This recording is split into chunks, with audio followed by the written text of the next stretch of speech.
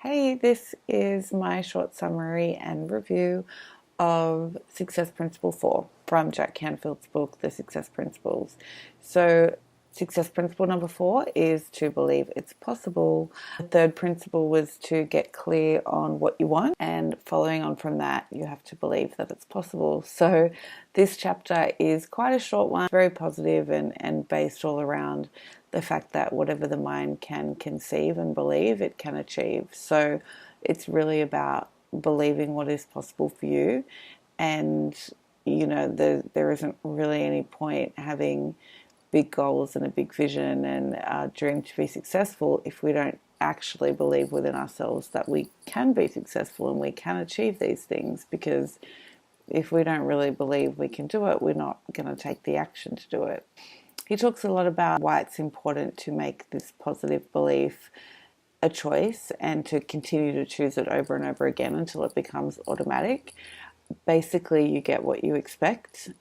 There's a lot of new science behind that, and that scientists used to believe that we would respond to information flowing from outside into the brain, but now they're learning more and more instead that we respond to what the brain expects to happen next. So he explains this talking a little bit more about the placebo effect. So a few different examples of people who have had surgical treatments or been given medications that they're told is, treating a specific ailment, and they have the same or better results than those who actually did have the real treatment. So people who are just kind of given the placebo tend to have the same results, and that is because their brain has expected the imaginary circumstance or outcome, and so that's what they got.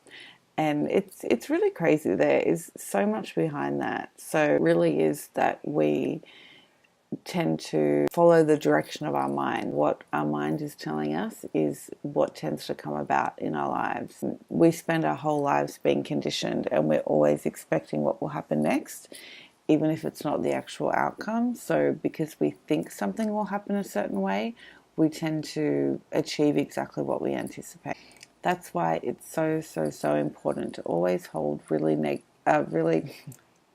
not negative. It's really important to always hold really positive beliefs and expectations, and to really let go of the negative ones. Because if we are always getting what we expect, and there's more and more science behind that, why would we want to be expecting and believing in the negative? Because then that's what's going to show up in our lives. We need to really be enforcing the positive all the time, and just making that our default. Hold and expect positive beliefs, and then that is what you'll start to experience, because your brain will actually come to expect those outcomes and look for ways to create them. It's kind of like self-fulfilling prophecies as well. Like when you know, people are like, oh, I knew that was going to happen, and all that sort of thing. It's kind of like, well, maybe you created it because you knew it was going to happen. So things like that, you really have to have a belief in yourself, and you have to act in accordance with this faith in yourself. So you just find that space in you where nothing is impossible, and that's where you now live from. That's your mentality, that's your mindset, and you just have to keep reinforcing that all the time. So he has a good quote: it's not what we don't know that holds us back, it's what we do know that isn't true. So if you're holding these beliefs that are negative and untrue, and you hold them really strongly, then you probably aren't ever going to get where you want to be.